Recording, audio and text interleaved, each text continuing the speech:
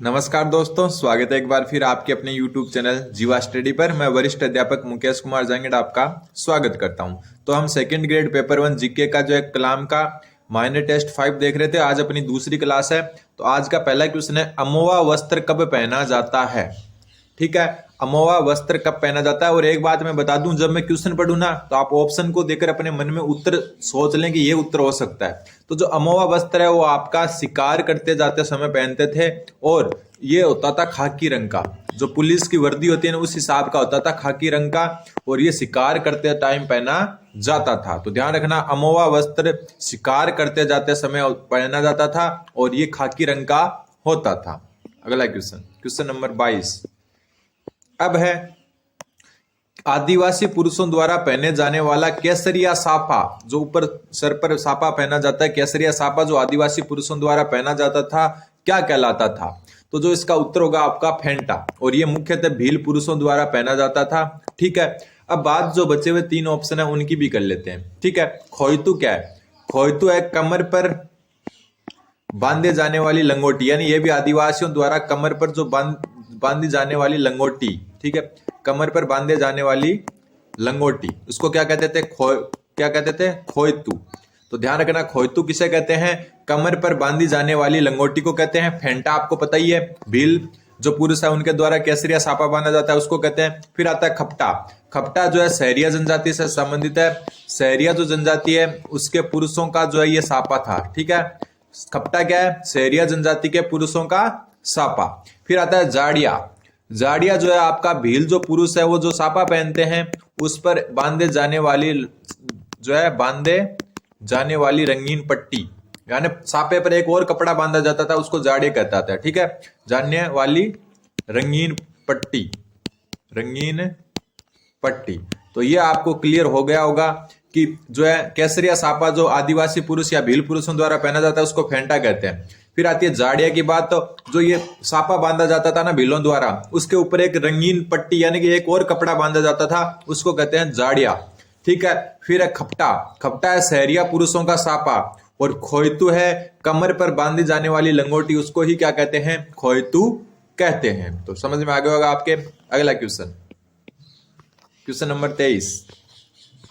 Question 23 है, सूची 1 को सूची 2 से क्या करना है, सुमेलित करना है। इस तरफ आभूषण दिए हैं, इस तरफ कहां पहने जाते हैं वो दिया है। तो देखो सबसे पहली बात तो आपका जो है गेडी, गेडी कहां पहनी जाती है, थोड़ा सा सोचो। गेडी जो आपकी पहनी जाती है वो कहां पर, सिर पर पहनी जाती है। ठीक है, फिर टोटी। टोटी आपकी पहनी जाती है कान में, कहां पर, कान में। फिर आती है चौप। चौप जो है आपकी पहनी जाती है नाक में, और आरसी पहनी जाती है आपकी हाथ में। ठीक है, एक होती है चूंप। चूंप दांत में पहनी जाती है। ध्यान रखना, एक तो चौप हो गया, एक चूंप होती है। चूंप आपकी दांत में पहनी जाती है और चौप पहनी जाती है नाक में। तो गेडी कहां पर होगी, सिर में। टोटी कहां पर होगी, कान में। चौप कहां हो गई, नाक में।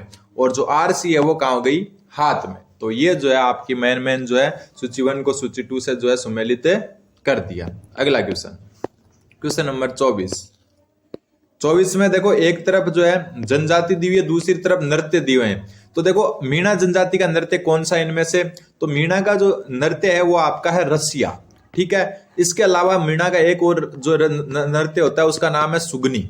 ठीक है, एक नृत्य और होता है जिसका नाम क्या है, सुगनी। फिर ग्रासिया। ग्रासिया जो जाति है उसका जो है मांदल, क्या है, मांदल। और मांदल के अलावा आपको पता ही है ग्रासियों के जो है गोर होता है, ठीक है, लूर होता है, वालर होता है, ठीक है, मोरिया होता है, ये याद रखने आपको। ठीक है, और भी कूद होता है, गरवा होता है। ठीक है, फिर आता है सहरिया। सहरिया जनजाति का जो आपका है वो होगा शिकारी, और शिकारी के अलावा सहरिया का एक आता है इंद्रपरी। इंद्रपुरी भी कहते हैं, इंद्रपरी भी कहते हैं। एक आता है झेला, क्या आता है, झेला। एक आता है बेडीनी, ठीक है, और एक आता है लहंगी। ये है सहरिया जनजाति के नृत्य। ठीक है, ये जो है। फिर आता है आपका कथोड़ी। कथोड़ी का मावलिया, और मावलिया के अलावा एक और नृत्य होली नृत्य। होली नृत्य भी किनका है, कथोड़ी जनजाति का है। तो मीणा का क्या, रसिया। एक का हो जाएगा 4 नंबर, और एक अन्य भी है सुगनी। ठीक है, फिर ग्रासिया। ग्रासिया का हो जाएगा मांदल, और इनके अलावा गोर, लूर, वालर, मोरिया, गरवा, कूड़ ये भी है। फिर आता है सहरिया। सहरिया का हो गया शिकारी, और इसके अलावा जो है लहंगी, बेडनी, इंद्रपरी, झेला, यानी कि ये 4 जो अन्य भी इसके जो है सहरिया जनजाति के नृत्य हैं। फिर आती है कथोड़ी जनजाति, कथोड़ी का मावलिया है, और मावलिया के अलावा जो है होली नृत्य भी कथोड़ी जाति का है। अगला क्वेश्चन, क्वेश्चन नंबर 25। बुलाक आभूषण स्त्रियां शरीर के किस भाग में धारण करती है? नाम देखने ना, बुलाक, नाम क्या है? बुलाक, और बुलाक पहना जाता है नाक में। ठीक है, ध्यान रखना, बुलाक आभूषण नाक में पहना जाता है, तो ध्यान रखें। अगला क्वेश्चन, क्वेश्चन नंबर 26। 26वां क्वेश्चन देखो, चित्रकला शैली से है कि जोधपुर चित्र शैली के संबंध में सही कथनों पर विचार करके सत्य कथन का जो है चयन कीजिए। तो सबसे पहले कि जसवंत सिंह के समय इस पर मुगल प्रभाव पड़ा, तो बिल्कुल सही बात है। महाराजा जसवंत सिंह है, उसके समय इस पर मुगल शैली का प्रभाव पड़ा, तो बिल्कुल सही बात है। फिर रागमाला निसारुद्दीन द्वारा चित्रित प्रमुख ग्रंथ है, तो बात यहाँ किसकी हो रही है? जोधपुर शैली की। अब रागमाला देखो जोधपुर में भी लिखा गया। देखो रागमाला के बारे में थोड़ा सा मैं आपको क्लियर कर देता हूं। रागमाला, रागमाला जब आपका जोधपुर शैली में लिखा गया ना, बनाया गया जोधपुर शैली में, ये किसके द्वारा? वीरजी भाटी के द्वारा। किसके द्वारा? वीरजी भाटी के द्वारा। ठीक है, रागमाला जब मेवाड़ शैली में बनाया गया ना उदयपुर में, तब यह बनाया गया साहबदीन द्वारा, या साहबुद्दीन भी कह सकते हो, या साहबदीन द्वारा बनाया गया। रागमाला जब चावंड शैली, जो क्या है? चावंड शैली जो मेवाड़ शैली की उपशैली है, उसमें बनाया गया, तो यह बनाया गया निसारुद्दीन, जो अभी आपको ऑप्शन दिया हुआ है। किसके द्वारा? निसारुद्दीन। तो ये ध्यान रखना, रागमाला जोधपुर में तो बनाया था वीरजी भाटी ने, मेवाड़ में बनाया था साहबदीन ने, और रागमाला चावंड यानी कि जो मेवाड़ की उपशैली है वहां पर बनाया था निसारुद्दीन ने। तो यहाँ पर रागमाला निसारुद्दीन, बात सही है, लेकिन बात जोधपुर शैली की हो रही है, और जोधपुर में वीरजी भाटी ने बनाया था। तो पहला तो सही हो गया, दूसरा क्या हो गया? गलत। प्रेमाख्यान इस चित्र शैली का प्रधान विषय है, तो बिल्कुल सही बात है। तो पहला और तीसरा सही है, दूसरा गलत है। तो सत्यकूट बताना था, तो पहला और तीसरा, तो ऑप्शन जो है 2, ऑप्शन 2 पहला और तीसरा। अगला क्वेश्चन, अगला क्वेश्चन है क्वेश्चन नंबर 27। निम्न में से कौन सा संत निर्गुणोपासक था? निर्गुणोपासक का मतलब हो गया कि जो है निर्गुण उपासक नहीं था, निर्गुण उपासक नहीं था। निर्गुण उपासक का मतलब हो गया जो मतलब मूर्ति पूजा पर जो है विश्वास करता हो। ठीक है, निर्गुण उपासक नहीं का मतलब हो गया निर्गुण होता था एक तो, और एक होता था सगुण। सगुण, निर्गुण में क्या होता? मूर्ति पूजा वाले नहीं थे, मतलब मूर्ति पूजा को नहीं मानते थे, और अमूर्त मानते थे। ईश्वर को क्या मानते थे? अमूर्त। और सगुण वाले क्या होते थे? जो मतलब मूर्ति पूजा के उपासक थे। ठीक है, मूर्ति पूजा के उपासक थे। तो यार निर्गुण उपासक नहीं का मतलब हो गया सगुण, यानी मूर्ति पूजा वाले संत कौन से थे? तो देखो जसनाथ जी जो है वो भी निर्गुण थे। ठीक है, दरियाव जी भी क्या थे? निर्गुण थे। अग्रदास जी जो है मूर्ति पूजा के उपासक थे। ठीक है, तो ये निर्गुण उपासक नहीं थे। और दादू दयाल भी क्या थे? निर्गुण उपासक थे। तो नहीं पूछा है तो नहीं हो जाएगा ऑप्शन नंबर 3। ठीक है, अग्रदास जी जो है वो आपके जो है निर्गुण उपासक नहीं थे, मतलब ये क्या थे? सगुण भक्ति के जो है क्या थे? संत थे। अब जो है थोड़ा सा हम इनको क्लियर कर लेते हैं। जसनाथ जी के बारे में तो आप जानते ही हो। जसनाथ जी जो है आपके कतरियासर बीकानेर में जसनाती संप्रदाय की स्थापना की थी। कहां पर? कतरियासर। और कतरियासर कहां पर है? आपका बीकानेर में। फिर बात आती है आपकी दरियाव जी। तो दरियाव जी कौन है? तो दरियाव जी जो है रामसनी संप्रदाय है ना, रामसनी संप्रदाय, उसकी रेण शाखा के संस्थापक हैं। रेण कहां पर है? आपकी नागौर में। कहां पर है? नागौर में। तो जो रेण शाखा है ना रामसनी संप्रदाय की, ठीक है, कौन से संप्रदाय की? जो है रामसनेही संप्रदाय की। तो उसके क्या है? ये प्रवर्तक हैं या संस्थापक हैं। तो दरियाव जी कौन है? रामसनेही संप्रदाय के प्रवर्तक है, रेण शाखा के। ठीक है, अग्रदास जी जो है निर्गुण उपासक है। और अग्रदास जी के बारे में भी आपको जो है पता होना चाहिए कि अग्रदास जी कौन थे। तो अग्रदास जी जो है रसिक संप्रदाय के जो है प्रवर्तक थे। किसके? रसिक संप्रदाय के प्रवर्तक। और रसिक संप्रदाय कहां पर है? तो रेवासा सीकर में। कहां पर है? रेवासा सीकर में। और ये जो है आपके सगुण भक्ति के थे। और यही आपको ऑप्शन में पूछा कि निर्गुण उपासक नहीं थे, तो निर्गुण उपासक कौन नहीं थे?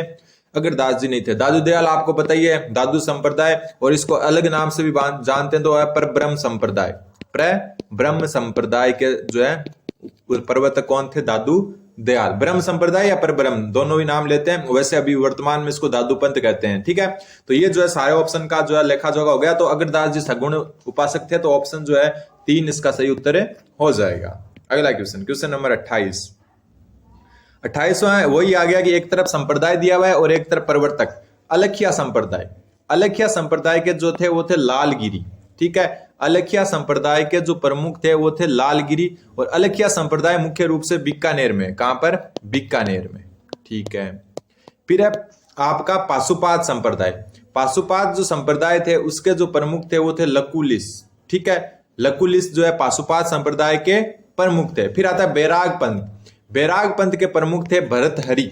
ठीक है, प्रवर्तक या प्रमुख भी मान सकते हो। राम स्नेही संप्रदाय कौन थे, रामचरण जी, अभी ऊपर बात करके आए। और इनकी प्रधान शाखा है शाहपुरा भीलवाड़ा में, शाहपुरा भीलवाड़ा में इसकी जो है प्रधान पीठ है, मुख्य पीठ है।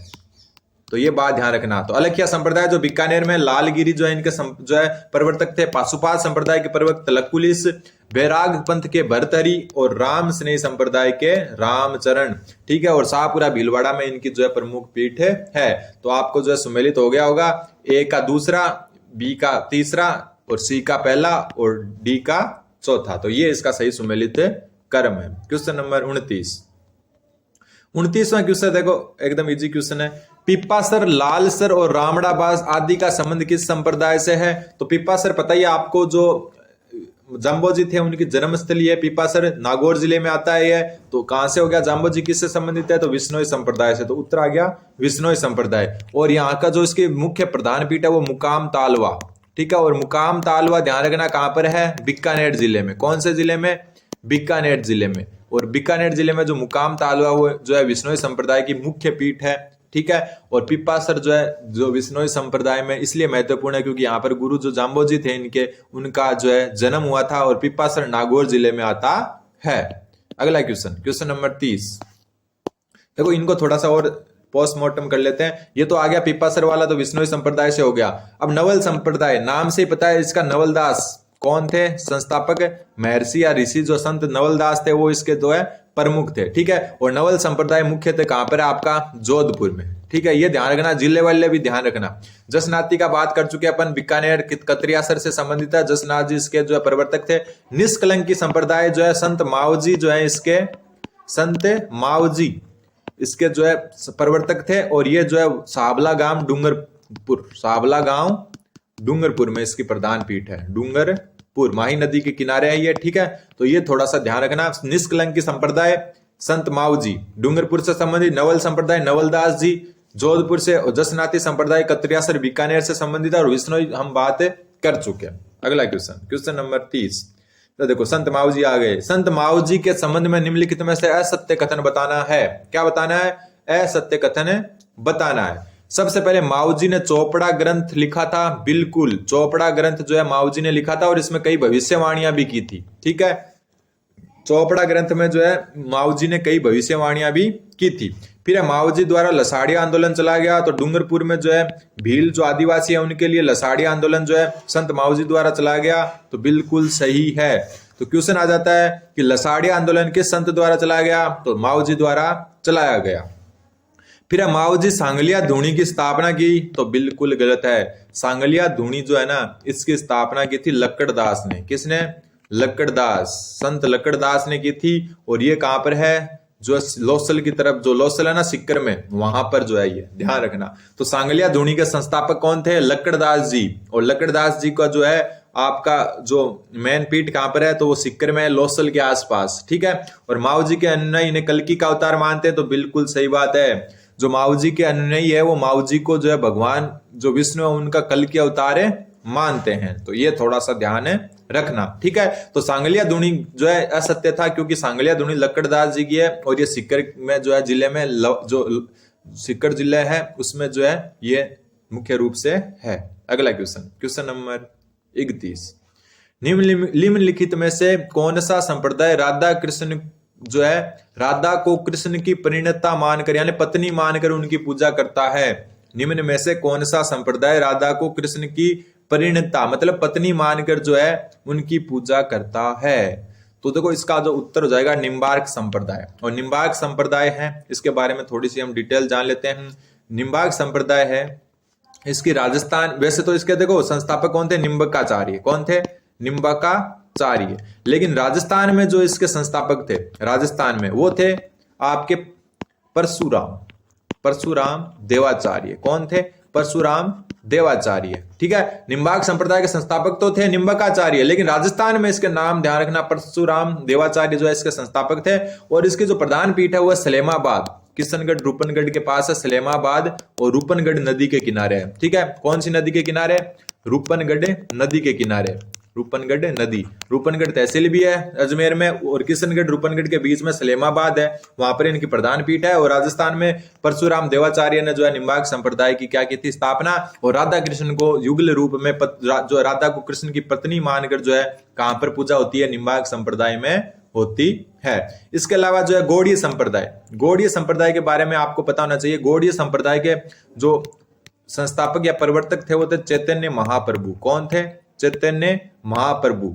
और चैतन्य महाप्रभु जो थे उनका गौड़ीय संप्रदाय कहाँ जो है इसकी मुख्य पीठ है, तो गोविंद देव जी का मंदिर जयपुर, गोविंद देव जी मंदिर जो है जयपुर में जो है इसकी प्रधान पीठ है। वल्लभ संप्रदाय, तो वल्लभाचार्य। ठीक है, ये इतना याद रखने की जरूरत नहीं है वल्लभ संप्रदाय के बारे में। तो कुल मिला के आपको क्या ध्यान रखना है कि राधा और कृष्ण को, मतलब राधा को कृष्ण की पत्नी मानकर निम्बार्क संप्रदाय जो है पूजा करता है। और इसके संस्थापक निम्बकाचार्य थे, लेकिन राजस्थान में परशुराम देवाचार्य थे। और ये जो है इसकी मुख्य पीठ सलेमाबाद, जो कि रूपनगढ़ और किशनगढ़ तहसील है अजमेर की, वहां पर है, और रूपनगढ़ नदी के किनारे है। ठीक है, गौड़ीय संप्रदाय चैतन्य महाप्रभु इसके प्रमुख थे, और गोविंद देव जी का मंदिर जयपुर इसका जो है मुख्य पीठ है। बात रामानंदी संप्रदाय की करें तो इसकी गलता जी में जो, वैसे तो रामानंद थे इसके संस्थापक, लेकिन राजस्थान में कृष्णदास पेहारी, जिन्होंने गलता जी में जो है रामानंदी संप्रदाय की स्थापना की। किसने, कृष्णदास पेहारी, ध्यान रखना, कृष्णदास पेहारी। और कहां पर, गलता जी, गलता जी कहां पर है, जयपुर में। तो ये थोड़ा सा आपको ध्यान है होना चाहिए। तो इसका उत्तर हो जाएगा ऑप्शन 2। अगला क्वेश्चन, क्वेश्चन नंबर 32। एक तरफ संत दिए हुए हैं, दूसरी तरफ आपको संबंधित स्थल दिया हुआ है। रानाबाई हरनावा, तो बिल्कुल सही बात है। ठीक है, और आपको कमेंट करके ये बताना कि हरनावा कौन से जिले में आता है। फिर है गौरीबाई, गौरीबाई नागौर से संबंधित नहीं है, ये कहां से संबंधित है, डूंगरपुर से। गौरीबाई कहां से संबंधित है, डूंगरपुर से। ठीक है, और डूंगरपुर में इनको क्या कहा जाता है, जो है वागड़ की मीरा, क्या कहा जाता है, वागड़ की मीरा। और मैंने एक बात बताई थी, वागड़ और बांगड़ में अंतर होता है, एक होता है बागड़ और एक होता है वागड़। वागड़ क्षेत्र तो कौन सा है, बांसवाड़ा डूंगरपुर वाला। कौन सा, बांसवाड़ा डूंगरपुर वाला। और बागड़ जो है वो है शेखावाटी वाला। ठीक है, शेखावाटी और हनुमानगढ़ वाला क्षेत्र वो कहलाता है बागड़, और वागड़ कहलाता है बांसवाड़ा डूंगरपुर वाला। तो वागड़ की मीरा कहते हैं इसको। ठीक है, वागड़ की मीणा कहते हैं, मीरा कहते हैं। ठीक है, फिर जो आपका आता है रानी रूपादे, मालाजाल बाड़मेर। रानी रूपादे संत मलिनाथ जी थे ना, मलिनाथ जी उनकी पत्नी थी। संत मलिनाथ जी थे, उनकी क्या थी, पत्नी। लोक देवता है ये, संत नहीं, लोक देवता मलिनाथ जी थे, उनकी पत्नी थी रानी रूपादे। ठीक है, और इनका मालाजाल बाड़मेर में जो है इनका संबंधित स्थल है, तो ये भी सही है। फिर अब भूरीबाई अलग, तो ये है सादरगढ़ उदयपुर, तो ये भी सही है। तो कुल मिला के यहाँ पर जो है सुमेलित नहीं पूछा था, तो ऑप्शन नंबर 2 जो है सुमेलित नहीं है। ठीक है, अगला क्वेश्चन नंबर 33। ये देखो बांगड़ा आ गया ना, ये ऊपर बांगड़ मैंने बताया शेखावाटी, और वागड़ मैंने क्या बताया था, डूंगरपुर बांसवाड़ा। देखो बस यही जीवा स्टडी पर आपको एक्स्ट्रा मिलेगा। जो चीज यहाँ पर मैं बताता हूँ वो आपका लगभग आगे आ ही जाती है। तो निम्न में से किस सूफी संत को बांगड़ का धनी कहा जाता है, तो बांगड़ में तो शेखावाटी, तो उत्तर होगा हजरत शक्कर पीर। ठीक है, इसको कहते हैं नरहड़ का पीर, नरहड़ का पीर भी कहते हैं, ध्यान रखना, नरहड़ का पीर। नरहड़ एक गांव है, कहां पर, झुंझुनू जिले में, और झुंझुनू की कहां पर, चिड़ावा में। ध्यान रखना, कहां पर, चिड़ावा में। तो ध्यान रखना, जो है बांगड़ का धनी कहा जाता है हजरत शक्कर पीर को, और चिड़ावा झुंझुनू नरहड़ का पीर भी कहा जाता है इनको। और इनका कृष्ण जन्माष्टमी होती है ना, जन्माष्टमी को यहाँ पर उर्स लगता है, जन्माष्टमी को यहाँ पर क्या लगता है, उर्स लगता है। तो क्वेश्चन आ जाता है कि जन्माष्टमी को उर्स कौन से जो है सूफी संत के यहाँ लगता है, तो नरहड़ के पीर या हजरत शक्कर पीर के।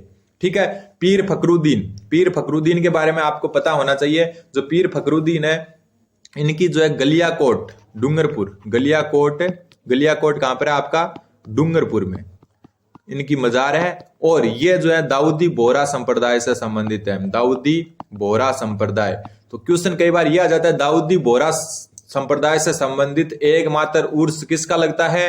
पीर फकरुद्दीन का। कहां लगता है? गलियाकोट डूंगरपुर में दाऊदी बोहरा समाज का एकमात्र उर्स लगता है। कहां पर?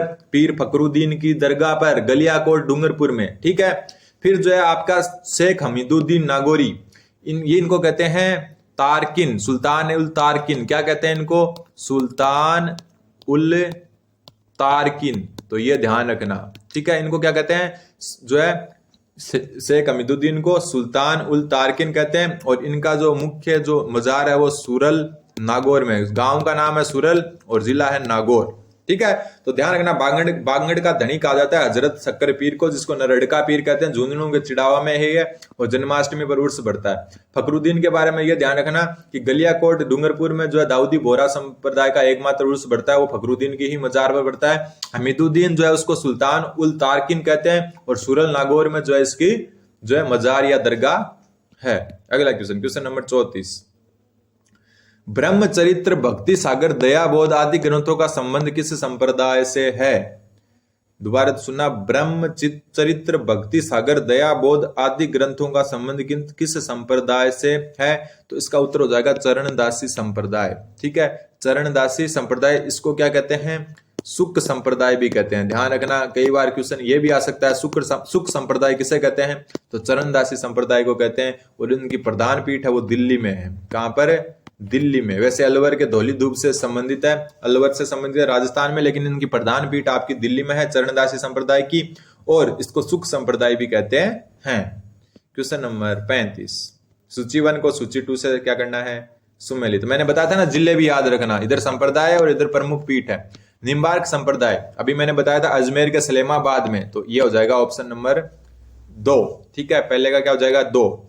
फिर आता है रसिक संप्रदाय। रसिक संप्रदाय के बारे में बात कर चुके हैं। अब जो है इसके अगरदास जी थे प्रवर्तक, और ये कहां पर है? सीकर में। ठीक है। फिर आता है परिणामी संप्रदाय। कौन सा संप्रदाय? परिणामी संप्रदाय। और परिणामी संप्रदाय आपके जो है कहां पर है? प्रमुख पीठ जयपुर में। और परिणामी संप्रदाय के जो प्रमुख है उनका नाम है प्राणनाथ। प्रवर्तक का बता रहा हूं, प्रवर्तक प्राणनाथ थे। और निम्बकाचार्य में जो, वैसे निम्बकाचार्य थे निम्बार्क के, लेकिन राजस्थान में कौन थे? परशुराम। ठीक है। रसिक संप्रदाय के आपको पता ही अगरदास जी थे। कौन थे? अगरदास जी। ठीक है। अब बात आती है निरंजी संप्रदाय। निरंजी संप्रदाय कहां था? नागौर में। ठीक है। नागौर का गाडा गांव है, वहां पर निरंजी संप्रदाय है। और निरंजी संप्रदाय जो है, इनके जो आपके प्रमुख हैं उनका जो क्या नाम है? हरिदास जी। गाडा गांव जो है हरिदास जी, और इनका जो है गाडा नागौर में प्रमुख पीठ है इनकी। एक बार सही लिख देता हूं, गाडा नागौर में प्रमुख पीठ है, गाडा नागौर। ठीक है। तो आपको पता होना चाहिए। निम्बार्क संप्रदाय अजमेर सलेमाबाद में, परशुराम जो है इनके राजस्थान में प्रवर्तक है, रसिक जो है सीकर में, अगरदास जी है इनके, परिणामी संप्रदाय आपके जयपुर में, प्राणनाथ इनके जो है प्रवर्तक है, निरंजी संप्रदाय नागौर के गाडा गांव में, और हरिदास जो है इनके प्रमुख हैं। अगला क्वेश्चन, क्वेश्चन नंबर कौन सा है? क्वेश्चन 36। एक तरफ लोकगीत दिया हुआ है और एक तरफ संबंधित क्षेत्र दिया हुआ है। एक तरफ क्या दिया? लोकगीत, और एक तरफ क्षेत्र मिलान करना है। मिलान करना है या असुमेलित बताना है? असुमेलित बताना है। मतलब कौन सा जो है गलत है। तो देखो, पीपली जो है शेखावाटी में गाया जाता है, तो बिल्कुल सही बात है। और पीपली जो है आपका शेखावाटी में तो गाया जाता है, लेकिन ये जो है आपका साथ साथ में मारवाड़ में भी गाया जाता है। ठीक है। साथ साथ में मारवाड़ में भी गाया जाता है, लेकिन मेन आपको शेखावाटी याद रखना है। फिर है झोरावा। झोरावा जो है ये आपका जैसलमेर में गाया जाता है, बिल्कुल सही है, ये भी सही है। और ये जो एक विरह गीत है।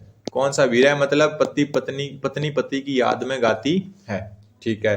पीपली जो है आपका ये वर्षा ऋतु में गाया जाता है, इसको भी ध्यान रखना है। कब गाया जाता है? वर्षा ऋतु में। पीपल का वृक्ष जो है इसका प्रमुख होता है। पीपली मतलब पीपल का वृक्ष। ठीक है। फिर है हिचकी।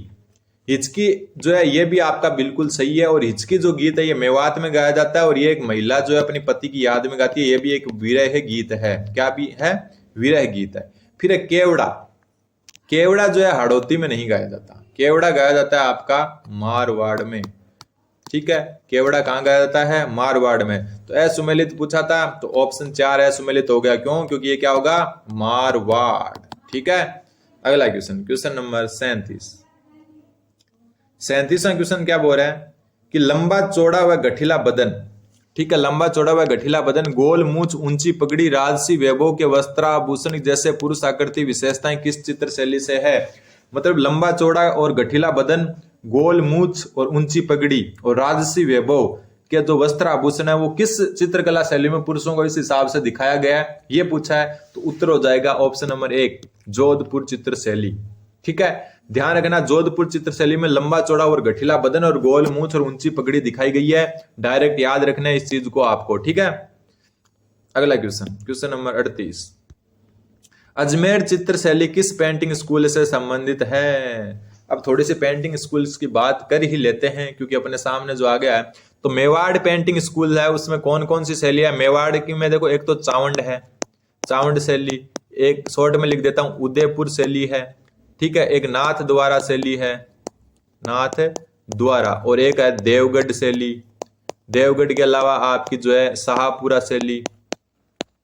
ठीक है, तो ये चीज जो है आपकी मेवाड़ शैली से संबंधित है। फिर है मारवाड़ स्कूल ऑफ पेंटिंग्स, इसमें एक तो आपकी आ गई किशनगढ़, क्या आ गई, किशनगढ़।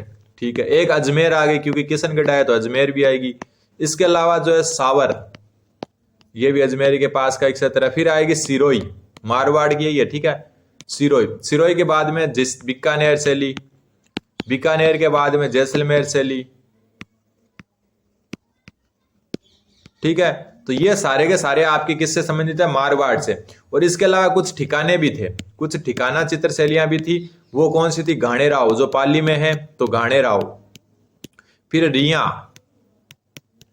बिनाय, बिनाय कहां पर है, अजमेर में, तो ये भी जो है मारवाड़ से ही संबंधित थी, मारवाड़ की ठिकाना शैली की बात कर रहे हैं। और एक आ गया आपका जुनिया। तो क्वेश्चन कई बार ये भी पूछ लेते हैं, घाणे राव, रिया, बिनाय और जुनिया ये किस शैली की उपशैलियां हैं, तो मारवाड़ शैली की उपशैलियां हैं। हाड़ौती में तो आपको पता ही है, कोटा बूंदी जो है वो आ जाएंगे। ढूंढाड़ को थोड़ा सा ध्यान रखना, ढूंढाड़ जो शैली है उसमें जो है आपकी कौन कौन सी जो है शैलियां आती है। तो एक तो आगे ढूंढाड़ में आपकी आमेर, एक आगे जयपुर। ठीक है, ये दो इजी है। फिर शेखावाटी, ध्यान रखना शेखावाटी मारवाड़ में नहीं आती है, हाँ ढूंढाड़ी शैली में आती है। ठीक है, शेखावाटी के बाद में अलवर शैली और एक जो है उनियारा शैली, कौन सी, उनियारा, तो ये आती है ढूंढाड़ में। अब बात पूछी थी अजमेर किससे संबंधित है, तो ये रहा अजमेर, तो किससे है, मारवाड़ चित्रकला शैली से। सेकंड ग्रेड ग्रुप सी में आया हुआ क्वेश्चन है ये, group C, sorry group D में, किसमें, ग्रुप डी में आया हुआ क्वेश्चन है, जो हमने एग्जाम दिए थे उसमें ये क्वेश्चन आया था। अगला क्वेश्चन, क्वेश्चन नंबर 39, निम्नलिखित जो चित्र है उनको सुमेलित करना है आपको। सबसे पहले जो है असुमेलित बताना है, सुमेलित नहीं है ना, असुमेलित बताना है। कलीला दमीना, क्या ये मोहम्मद शाह ने बनाया था। कलीला दमीना का चित्र क्या मोहम्मद शाह ने बनाया था, तो बिल्कुल भी नहीं बनाया था। ठीक है, बिल्कुल भी नहीं बनाया था। क्यों, क्योंकि कलीला दमीना है इसका चित्र जो है आपका बनाया था साहिबदीन ने। ठीक है, साहिबदीन ने बनाया था। तो साहिबदीन कहां से था, मेवाड़ चित्र शैली से संबंधित था। और ये किसके काल में बना, संग्राम सिंह द्वितीय के काल में, महाराणा संग्राम सिंह सेकंड के काल में ये बना। तो कलीला दमीना मोहम्मद शाह ने नहीं बनाया, तो पहला ही सुमेलित नहीं है। ढोला मारू निसारुद्दीन ने बनाया, बिल्कुल सही बात है। कश्मीर का दृश्य परमानंद चोहल ने बनाया, बिल्कुल। फड़ चित्रांकन श्रीलाल जोशी ने कराया। कल ही जो है सीटी एग्जाम में ये क्वेश्चन आया है सेकंड पारी में कि श्रीलाल नथमल जोशी किस कहां से संबंधित है, तो ध्यान रखना भीलवाड़ा से संबंधित है। कल ही आया ये क्वेश्चन सीटी में। ठीक है, तो कलीला दमीना वो जो है मेवाड़ शैली से संबंधित है और संग्राम सिंह के काल में साहिबदीन ने बनाया था, मोहम्मद शाह ने नहीं बनवाया था। तो ऑप्शन एक ही गलत हो गया। आज का लास्ट क्वेश्चन, वैसे तो ये लास्ट क्वेश्चन है, इसमें क्या पूछा है आपको, सत्य कथन पूछा है। क्या पूछा है, सत्य कथन कौन सा है। तो देखो सत्य कथन, देखो सदीक खां, साकर खां, गुफुर खां आदि का संबंध मांगणियार चित्र, जो मांगणियार शैली है, जो गायन शैली, ये चित्र शैली नहीं है, ये गायन शैलियां हैं, इससे संबंधित है, तो बिल्कुल सही बात है। लंगा गायन शैली के प्रमुख वाद्य यंत्र कामायचा व सारंगी है, तो बिल्कुल सही है। फिर मांड शैली राजस्थान की श्रृंगार रसात्मक गायन शैली है, तो बिल्कुल सही है। फिर केसरिया बालम, ये गीत प्रमुख जो है केसरिया बालम आओ नि पधारो मारे देश, जो ये गीत है ये लंगा गायन शैली का है, बिल्कुल नहीं। ये कौन सी शैली का है, मांड गायन शैली का, तो ये गलत है। क्वेश्चन पूछा था सही क्या है, तो इसमें तीनों सही है ऊपर वाले, और ये गलत है। तो ये क्वेश्चन जो है बोनस दिया गया था कलाम अकेडमी द्वारा, क्योंकि पूछा यह था सही है, तो सही 1 2 3 तीनों है। ठीक है, ध्यान रखना सदीक खां, साकर खां, गफूर खां, जहां खां आ गया तो मांगणियार जो शैली है उससे संबंधित है गायन शैली से। और जो है लंगा गायन शैली है ना, उसका प्रमुख वाद्य यंत्र भी ध्यान रखना कामायचा व सारंगी है। और मांड शैली राजस्थान की श्रृंगार रसात्मक गायन शैली है। और केसरिया बालम आओ नी पधारो मारे देश, वो मांड गायन शैली का एक प्रसिद्ध गीत है, ना कि लंगा का। तो गलत ये हो गया। तो ऑप्शन 1, 2, 3 सही है और चौथा गलत है। उम्मीद है आपके समझ में आएगा। चैनल को सब्सक्राइब करें। धन्यवाद।